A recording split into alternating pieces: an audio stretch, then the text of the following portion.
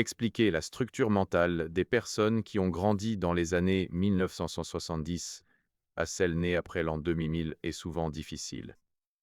Car il ne s'agit pas seulement d'un écart générationnel, c'est une différence d'architecture de pensée. La manière dont les gens des années 1970 percevaient le monde et la vie était radicalement différente de celle d'aujourd'hui. Ils ont grandi dans le silence, pas sous une surveillance constante, encore moins dans une protection permanente. Et cette réalité a tout changé, car les générations passées ont vécu en portant le poids des responsabilités dès la naissance, en endurant tout. Le moment venu, elles ont combattu pour survivre. Et la génération actuelle ne pourra jamais être exactement la même. Imagine un instant ceci. Tu disparais pendant 5 heures. Pas de téléphone, pas de GPS, pas de message. Et personne ne panique. Il n'y a qu'un vélo, quelques amis et une seule phrase. Rentre avant la tombée de la nuit. Et même cette phrase restait flexible. Aujourd'hui, cet environnement a presque totalement disparu. La technologie a comblé tous les vides. Et lorsque les vides disparaissent, la capacité de rester seul avec soi-même disparaît aussi. Dans l'esprit de ceux qui ont grandi dans les années 1970, une phrase vit encore. Je me débrouillerai d'une manière ou d'une autre, même sans savoir comment. Mais d'où venait cette confiance? Pour comprendre cette génération, il faut observer celle qui l'a élevée. La majorité de leurs parents avaient vu la guerre ou avaient grandi juste après. Ces gens ne parlaient pas. Ils ne racontaient pas leur traumatisme. Ils n'exprimaient pas leurs émotions. Pour eux, parler était une faiblesse. Alors qu'en réalité, parler était une forme d'entraide. Vivre seul avec tout cela, sans partager, menait peu à peu à l'épuisement intérieur, à une destruction silencieuse. Mais ils avaient survécu.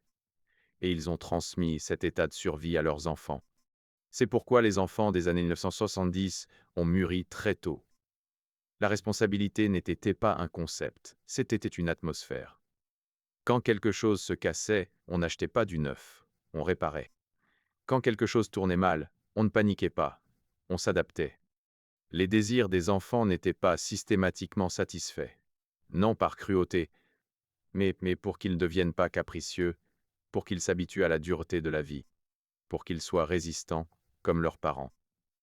Parce que l'aide ne venait pas toujours de l'extérieur. Parfois, c'était toi. Apprendre la vie aux enfants dès leur plus jeune âge était la plus grande forme d'aide. Et cela a enseigné une chose essentielle. Personne ne viendra peut-être, mais tu peux quand même rester debout. Cette génération a rencontré le risque très tôt. Des arbres trop hauts, des vélos sans casque, des chutes, des blessures. Mais chaque risque n'était pas automatiquement perçu comme un danger. C'est pourquoi aujourd'hui, ils savent instinctivement distinguer le véritable danger du risque maîtrisable. En situation de crise, ils ne crient pas. Ils ne se figent pas. Ils cherchent des solutions. Pourquoi semblent-ils si calmes? Parce que leur système nerveux a rencontré le chaos dès l'enfance. Une autre différence majeure est la solitude. Dans les années 1970, la solitude n'était pas un problème, c'était un état. On pouvait rester seul pendant des heures, s'ennuyer, réfléchir. Personne ne veut te distraire. C'est pourquoi cette génération n'a pas peur du silence. Elle peut exister même lorsque le téléphone est éteint.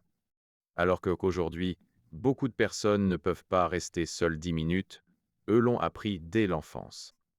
Regardons maintenant ceux nés après l'an 2000. Ils sont nés dans la vitesse, au milieu des notifications, des écrans, de la comparaison permanente. Leur esprit n'a jamais vraiment eu l'occasion de s'arrêter, même enfant.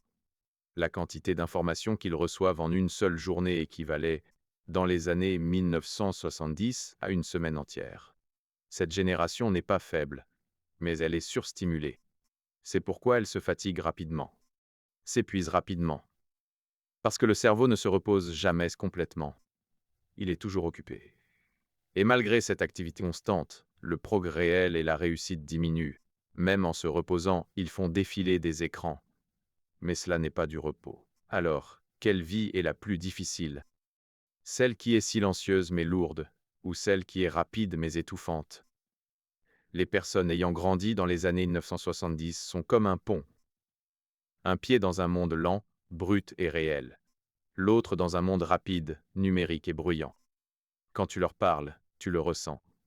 Il n'y a pas de précipitation. Pas de mise en scène. Pas de besoin de se prouver. Parce que leur confiance ne vient pas des likes, mais des responsabilités. Mais cela a un prix. Cette génération a du mal à dire « je suis fatigué », car dans leur esprit, cette phrase a longtemps été associée à la faiblesse. Ils paraissent forts. Mais beaucoup sont silencieusement épuisés. Les personnes ayant grandi dans les années 1970 ne sont pas dépassées. Elles ne sont pas arriérées. Elles n'ont pas été formées. Elles ont été mises à l'épreuve. Et cette structure mentale, forgée par l'épreuve, devient aujourd'hui de plus en plus rare. Peut-être est-ce pour cela qu'il est si difficile de les comprendre. Pour plus d'informations, abonnez-vous.